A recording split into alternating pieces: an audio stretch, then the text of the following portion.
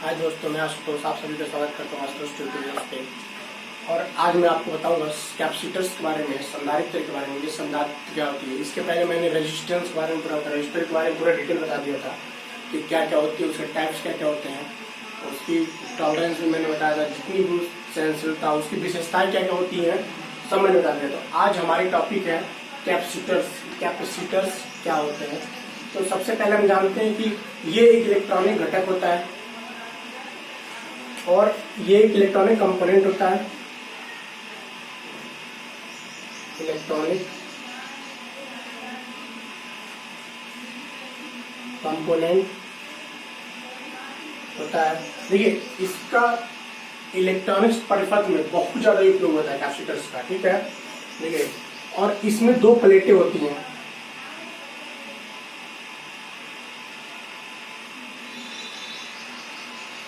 ठीक, और इसके बीच में डाइलेक्ट्रिक मीडियम, डाइलेक्ट्रिक इलेक्ट्रिक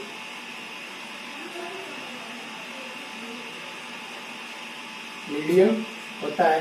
ये दो प्लेटों के बीच में डाइलेक्ट्रिक मीडियम बना है। देखिए, अब जब हम टाइप्स जब जानेंगे उसकी, तो टाइप्स के अनुसार ही इसमें इलेक्ट्रिक मीडियम का मतलब रखेंगे। जैसे हमें मान लीजिए कार्बन का में रखना होगा, कार्बन का इसमें रखेंगे, फिर देखते हैं। देखिए, और सबसे बड़ी चीज इसमें क्या है, ये कैपेसिटर्स का काम क्या होता है, ये एनर्जी को स्टोर करता है। कब करता है,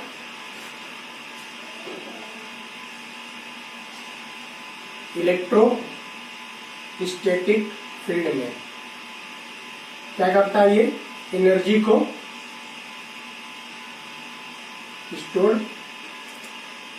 स्टोर करता है।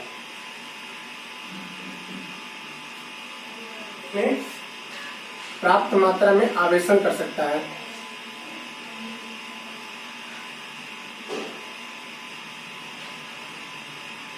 आवेशन कर सकता है। और इसके इस गुण को, जो ये आवेशन करने की इसकी जो गुण होती है, जो इसकी प्रॉपर्टी होती है, उसी को हम कैपेसिटेंस कहते हैं। कैपेसिटेंस कहते हैं। देखिए, सबसे बड़ी चीज क्या है, हम तो पढ़े थे सिर्फ कंपोनेंट्स के बारे में कि कंपोनेंट्स क्या क्या होती है। देखिए, मैं इसको डिफाइन नहीं कर रहा हूँ, क्योंकि इसकी सीरीज में पैरेलल में कैसे कैसे ऐड करती है ये मैं आपको नहीं बता रहा हूँ। मैंने सिर्फ कंपोनेंट्स के बारे में बता रहा हूँ कि इसकी क्या मतलब प्रोसेस होती है, और इसकी जो सिंबल्स होती है, इसकी जो प्रतीक होती है, ये अब ये सिंबल है इसको आप किस तरह से दिखाते हैं। ठीक, इसमें दो प्लेटें लगी होती हैं, वो दोनों एक दूसरे के पैरेलल होती हैं, समानांतर में होती हैं। फिर उसके बीच में हम डाइलेक्ट्रिक मीडियम रखते हैं, और इसकी जो यूनिट होती है वो फैराड होती है। Its unit farad. देखिए, फैराड जो होता है ना, बहुत बड़ा एक मात्रक होता है, इसलिए हम इसको छोटे छोटे मात्रकों में, जैसे 1 मिली फैराड को अगर हमें दिखाना हो तो हम कैसे दिखाएंगे, 10⁻³ फैराड। अगर हमें 1 माइक्रो फैराड दिखाना हो तो 10⁻⁶ फैराड। अगर हमें 1 नैनो फैराड दिखाना हो तो 10⁻⁹ फैराड। और 1 10⁻12 फैराड।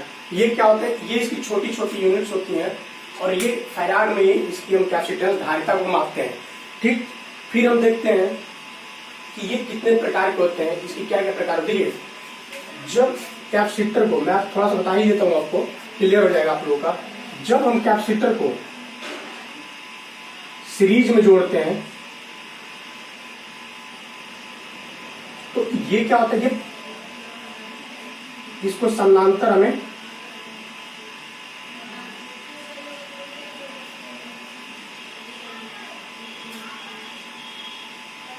जोड़ना पड़ता है, यानी कि 1/c + 1/c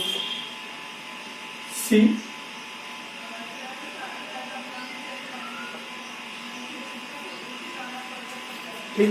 तो ये हो जाएगा C/2। इसकी वैल्यू हम इस तरह ऐड करेंगे। अगर ये पैरेलल होगा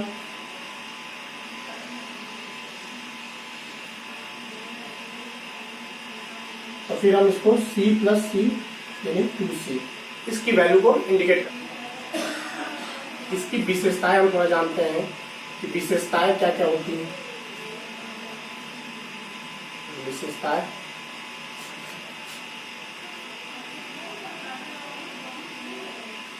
स्पेसिफिकेशंस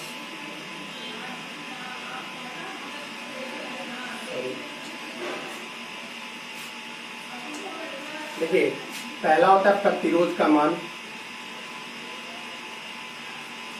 प्रतिरोध का मान, सॉरी संधारित्र का मान, यानी कैपेसिटेंस वैल्यू। Capacitance value. फिर दूसरा होता है इसकी सहनशीलता, यानी टॉलरेंस। फिर हम इसकी टाइप्स पढ़ेंगे, कैपेसिटर कितने टाइप्स होते हैं, पहले आप ये जान लीजिए। फिर होता है वोल्टेज रेटिंग,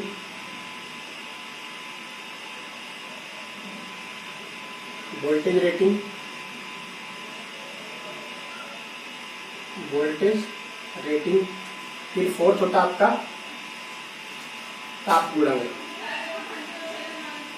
ताप गुणांक, टेम्परेचर कोफिशिएंट।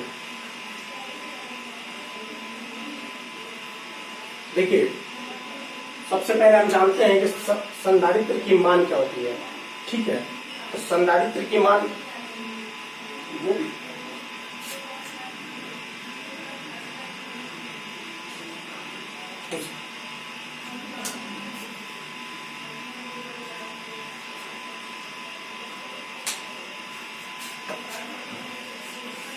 देखिए, संधारित्र की मान से यह पता चलता है कि संधारित्र की धारिता कितनी है, यानी कि इसकी कैपेसिटी कितनी है। इसकी वैल्यू से ये पता चलता है कि हम इसको क्या करते हैं, कलर कोड,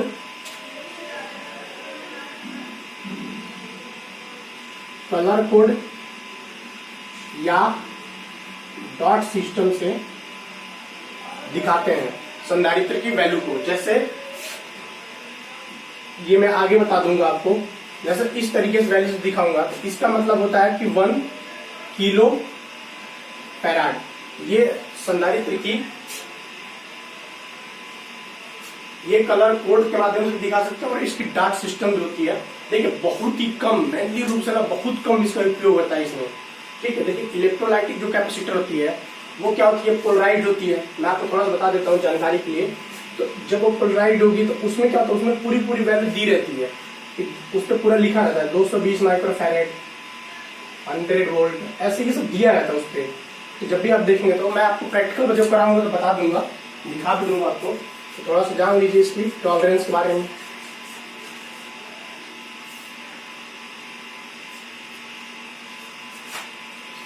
टॉलरेंस यानी सहनशीलता। सहनशीलता जान लीजिए काफी। देखिए, टॉलरेंस से इस कैपेसिटर के वैल्यू में ये पता चलता है कि इसकी अधिकतम डेविएशन यानी कि विचलन कितनी है, ये कितना कितना विचलित हो सकता है, ये टॉलरेंस हमेशा बताता है कैपेसिटर के लिए। फिर आपका वोल्टेज रेटिंग क्या होता है, वोल्टेज रेटिंग। ठीक है, वोल्टेज रेटिंग वो होता है संधारित्र के लिए जिसपे संधारित्र मतलब मैक्सिमम वोल्टेज पर कार्य कर सके। अगर हम, एक लिमिट होता है कि अगर इतना अगर वोल्टेज देंगे तो काम करेगा, और उससे ज्यादा देंगे तो क्या होगा, जो सर्किट होगी यानी कि जो हमारे कंपोनेंट्स होगा वो जैसे शॉर्ट सर्किट हो जाएगा, यानी खराब हो जाएगा। ये क्या होता है, जो पैरा वैद्युत जो मीडियम होती है, आप इसको तरह कह सकते हैं, जो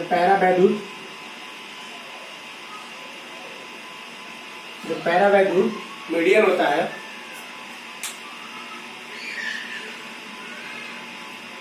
वह सुरक्षित रूप से कार्य कर सके वोल्टेज रेटिंग पे। मतलब ये इतनी ज्यादा वोल्टेज जिसपे पैरा वैद्युत जो मीडियम होगी वो सुरक्षित रूप से कार्य कर सके। अगर ज्यादा थोड़ी सी भी वोल्टेज हो गई तो वो डैमेज हो जाएगा।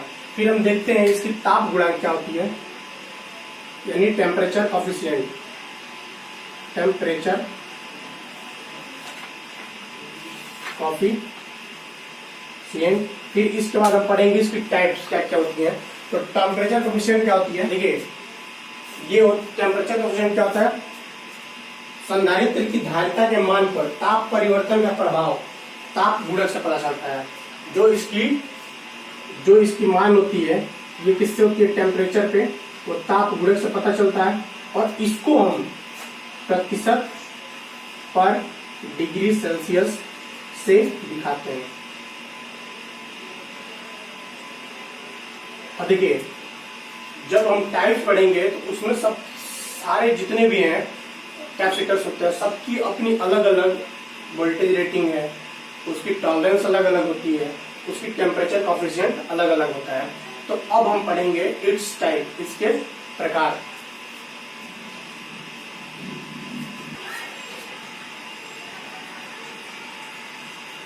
टाइप्स ऑफ कैपेसिटर्स, संधारित्र का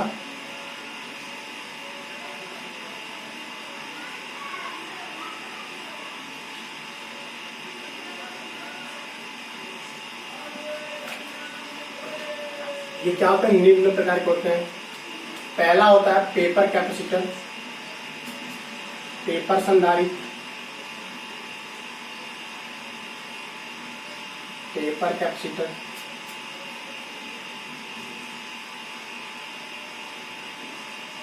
कैपेसिटर देखिए अगर आप लोग को मेरा कोई भी पढ़ाया हुआ चीज समझ में ना आए तो आप लोग कमेंट बॉक्स में हमसे बता दीजिए। अगर समझ में आए तो लाइक भी कर दीजिए और कमेंट्स भी कर दीजिए, तो उससे पता चल जाए कि आपको समझ में आ रहा है कि नहीं आ रहा है। ठीक। दूसरा आपका पॉलिस्टर कैपेसिटर, पॉलिस्टर संधारित्र,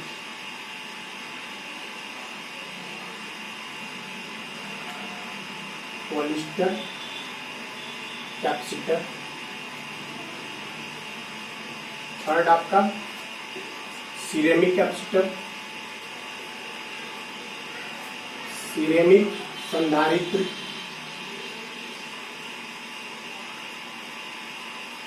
सिरेमिक कैपेसिटर। फोर्थ आपका है माइका, माइका संधारित्र,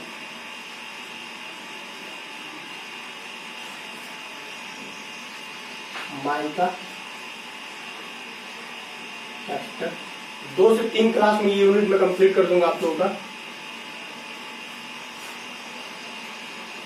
फिफ्थ होता है इलेक्ट्रोलाइटिक, इलेक्ट्रोलाइटिक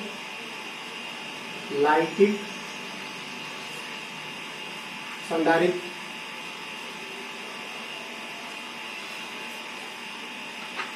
इलेक्ट्रोलाइटिक कैपेसिटर। 6 होता है वेरिएबल यानी परिवर्ती, परिवर्ती संधारित्र यानी वेरिएबल